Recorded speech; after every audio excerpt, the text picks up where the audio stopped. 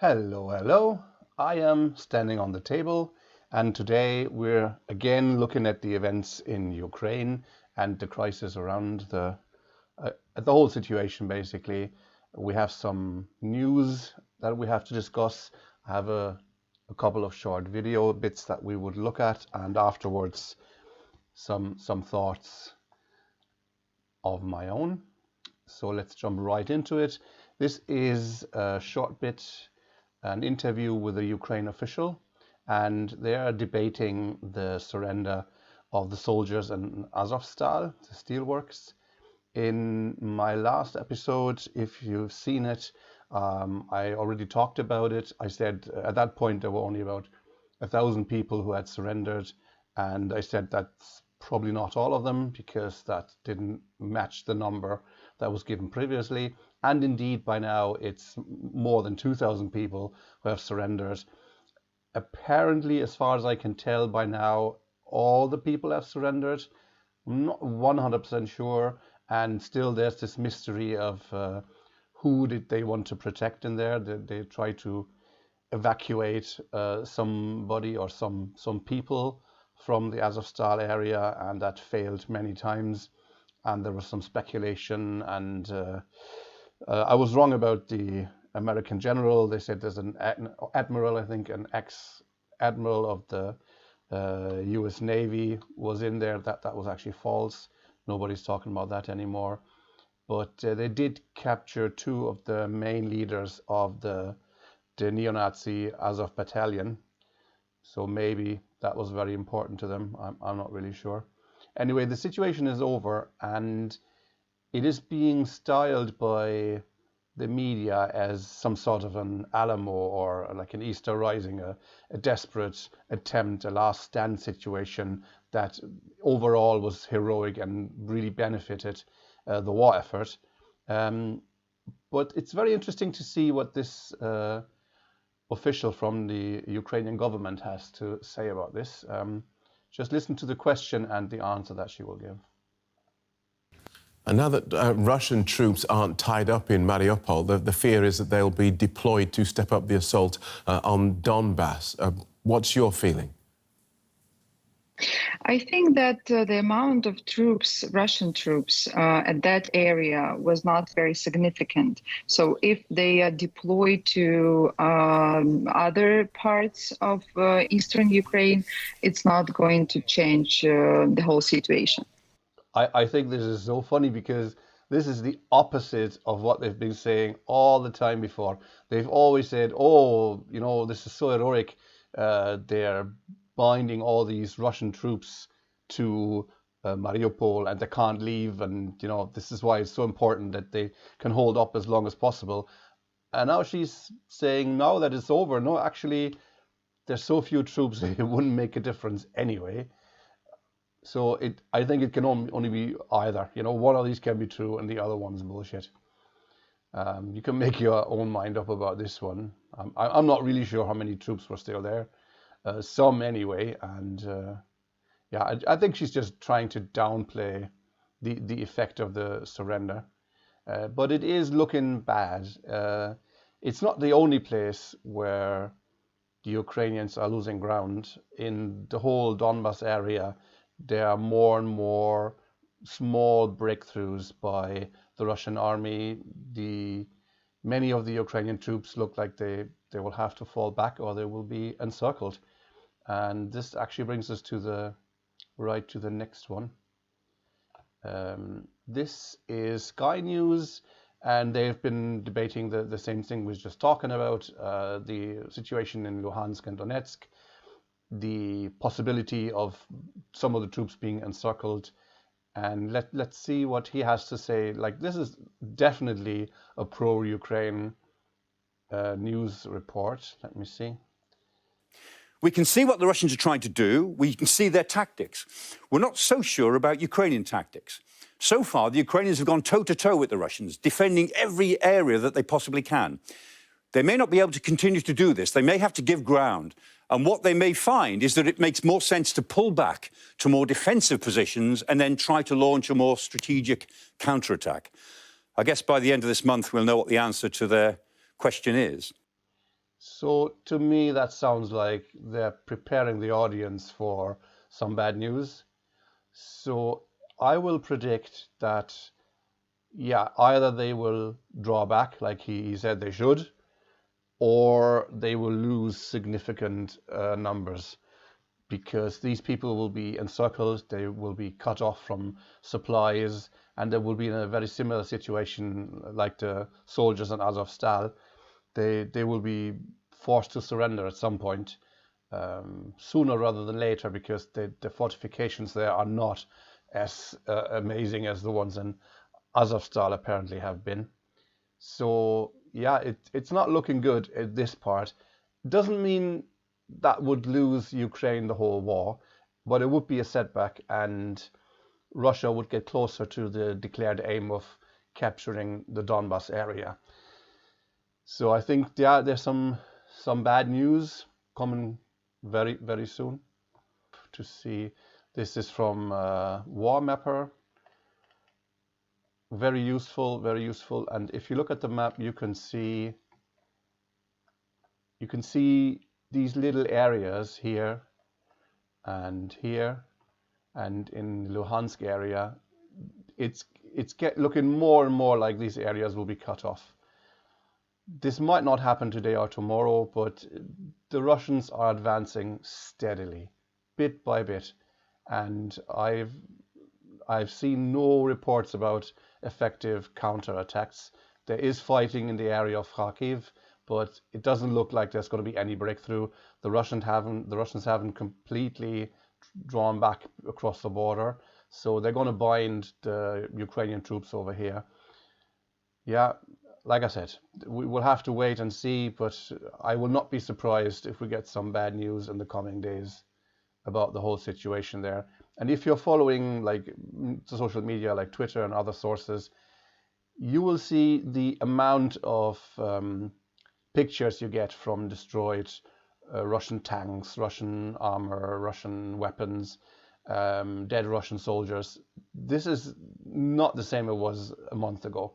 This has gone way back. It is still a war of attrition, but the Russians are not moving quick and recklessly, so their losses are way lower than at the beginning of the war. And on the other hand, Ukrainian losses seem to be getting higher and higher. Zelensky himself admitted that they were losing more than 100 soldiers a day. Personally, I think that's probably even low. That's a low number. It might even be higher than that. So yeah, we're looking at a dire situation for the whole area. When we're looking at the larger picture, looking at the whole war, it changes. As far as I know, from what I can read and hear, the number of recruits is increasing. So the government in Ukraine is able to fill the gaps. They're going to have, in the coming months, they will have more and more soldiers ready to join the fight. And more equipment will arrive from NATO members, especially US, obviously. They keep sending weapons and money. So if they don't have to give up before that, we're looking at a very, very long war. That's the situation at the moment.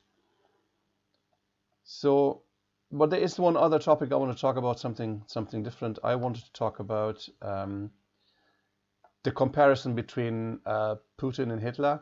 This has been discussed a lot in the media.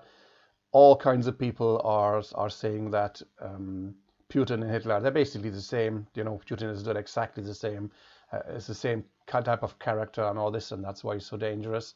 So I wanted to have a look at these claims. Generally speaking, I don't think it's smart to just compare everything to the Nazis. It usually doesn't make any sense. But since you will find this a lot in all kinds of sources, I think it's time to have a look in detail and see, are there actually very important, significant similarities, or should we completely get rid of this concept? There's a short video clip here that I wanted to show you. This is one of the sources making this comparison. All right, while Vladimir Putin doesn't often give a rally outside, as Hitler often did, perhaps Putin is worried that his own people might kill him. The Hitler-Putin comparison is a scary case of history repeating. So right away, I'm not convinced at all, saying that Putin doesn't give many speeches in public because maybe he's afraid of getting killed by his own people. I don't know. There's so many possible reasons. I have seen no indication that he's afraid of getting assassinated by his own people. Plus, he did give a speech, two speeches actually, on Victory Day. This is really far-fetched, so I think you can already see where they're going with this.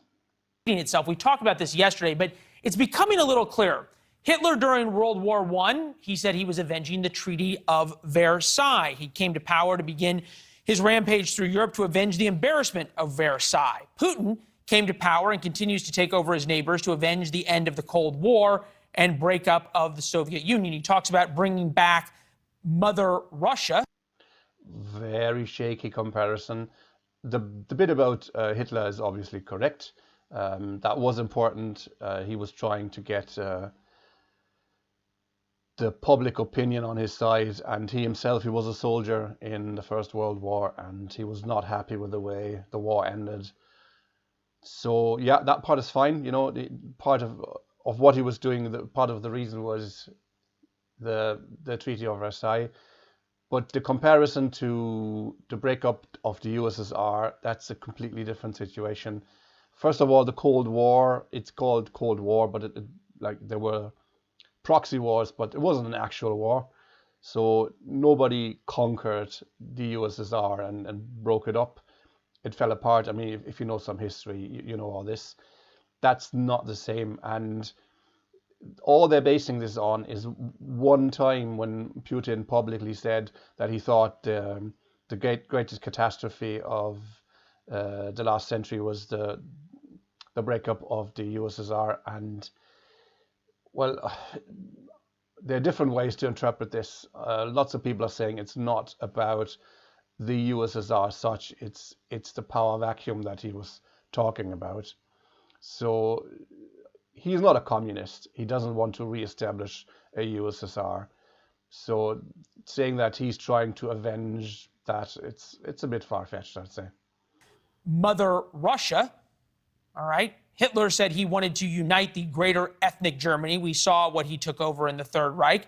Putin wants to reunite the greater ethnic Russian, the greater Soviet Union. This was the Soviet Union before. You have to think about their justifications for invasion. Hitler's justification for invading Czechoslovakia in 1938, he invaded to protect German speakers. Vladimir Putin, in 2014, he said he was invading Ukraine, Crimea and eastern Ukraine, to protect Russian speakers. Well, first of all, it's not called an invasion. Hitler, it's called an annexation because of the way that this took place. They didn't just conquer it. There were a lot of German speakers in the mentioned area, and but it is correct. He took that part, and the justification was protection of the German speakers, and he did want to unify the area. But again, it's not the same. There is a similarity, but this kind of similarity you'll find a lot.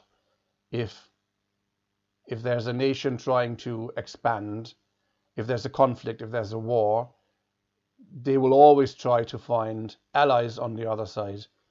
And you can find that throughout history. It's currently happening in Turkey, for example, where they're trying to expand the border into Syria, and they're talking about supporting Turkish people outside Turkey. You probably know about the so-called Troubles, the situation in Northern Ireland. Very similar again. It's about perceived ethnicity, where the conflict is still ongoing, even to the day, even though the fighting has died down. So people have a perceived identity, and if you want to expand, if you want to change borders, and you have people on the other side of the border who have the same perceived identity, governments are going to use that.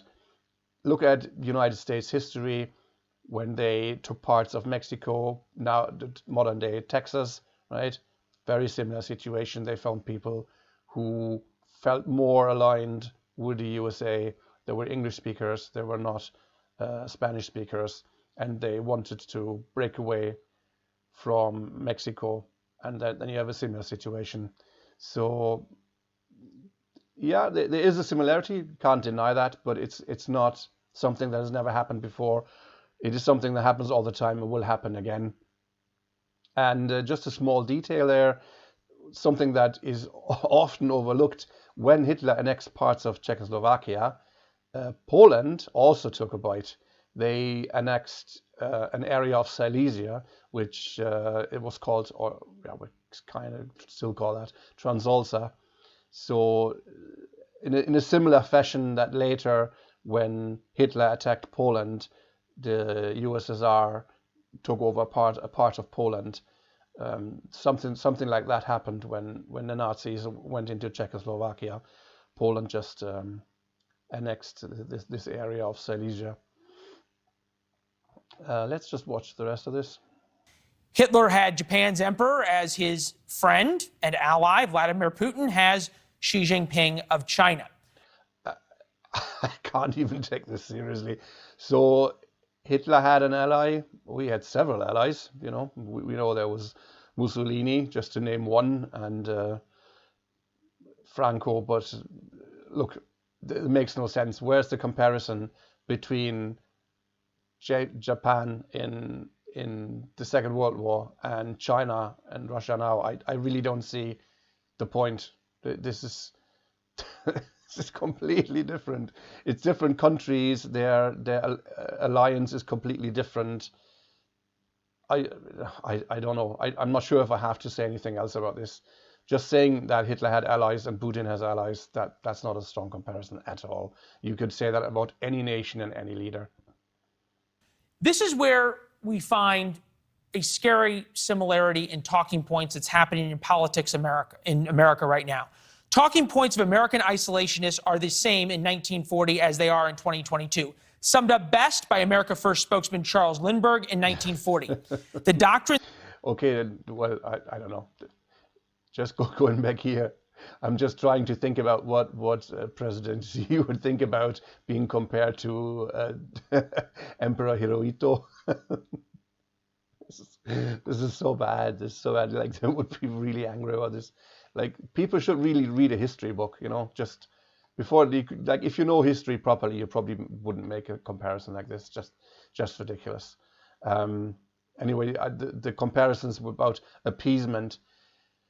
This is maybe the only point that is interesting about this. If you make a detailed comparison and you come to the conclusion that Putin is very much like Hitler, the same kind of character, the same kind of political aims, the same way of waging war and all this. If you come to that conclusion, then logically you would have to fight him. That's what they're trying to say. And there's some logic to that. But first of all, you would have to come to the conclusion that they're almost the same. So what similarities do we have? They attacked other countries. That is correct. They both did that. They are both elected, or were, in Hitler's case, elected rulers, so that they were elected into office. We talked about the using ethnicities as a reason for war. They are both very rich people. Well, Hitler was a very rich person, and Putin is quite rich as well. So they made a fortune by being the ruling people for their countries. They both came from low ranks. They worked their way up. Hitler was a low-rank soldier, and Putin was in the Secret Service, and they both speak German. But I think all of this is completely insignificant. I don't know. They attacked other countries. There's so many politicians, current politicians and presidents in history who've attacked other countries. The list is endless. That doesn't, do any strong comparison. They were elected, again, not uncommon at all. Rich people, yeah, usually presidents make sure they get more than their fair share. Nothing special there at all. They worked their way up. Yeah, not everybody did that. Quite a number of presidents came from or come from rich families, good education and all this. If you look at Britain, for example, you see lots of presidents who were born with a silver spoon in their mouth. But I don't think this is anything of significance. I can think of lots of differences, though. For example, if you look at Hitler, there was an extreme cult around his personality. I mean, we've probably all seen the picture of Putin riding a horse bare-chested, but it's still not the same. It's not even the same game they're playing there. Hitler took it to a completely different level, and again, if you've read a history book, you know about this. Also, Hitler used a lot of violence within the country by using the SR. So he had his own, bully boys who would have street battles with the communists and all this. There were concentration camps, so the Nazis opened concentration camps basically to get rid of all the opposition. That's how they started. We all know later they were used to intern and kill lots and lots of Jewish people, gypsies, other minorities, whoever wasn't part of the big plan the Nazis had for Germany. They were all put into concentration camps, and almost everybody was killed. Again, there's nothing like this in Russia. I'm not going to, pretend that everything is fine there. I know that everybody read the stories about allegedly the Secret Service poisoning people, some people disappearing. There is definitely violence, but you can't compare the level. I'm not saying it's great, but it's completely different level. The reason why the Nazis had to open concentration camps was they arrested so many oppositions, people from the opposition, that the prisons couldn't hold them. They just didn't have enough prison cells to put all these people away. So it's a completely different level. And if you look at the concentration camps, they were termination camps. Nobody came out alive. The only people who lived to tell the tale were people who either were liberated at the end of the war or liberated themselves. The whole plan was that everybody who enters a concentration camp dies in the concentration camp. There's nothing like this in Russia, and thank God for that. I have read reports about the Russian army deporting people from Ukraine. I can't confirm it, but this is a claim that has repeatedly been made, that the civilians are moved away from various areas that are controlled by the Russian army. I'm not sure where they're being moved. I'm not sure what their living conditions are, but even the Ukrainian government is not claiming that they're in termination camps. So let's not even go there at all. Another big difference is, this is really a crucial one, Hitler, when he came to power, he turned the economy around to a war economy. The whole economy of Germany, starting with the day Hitler came to power, was engineered to be a war economy. And this is the opposite of what Russia is doing now. If you follow the news, lots of people are talking about mobilization, and they're saying Russia will have to formally declare war, stop saying it's a military special operation, and get drafting lots and lots of people to be able to have enough personnel in the war. They would have to turn around the economy and start producing everything for the war effort.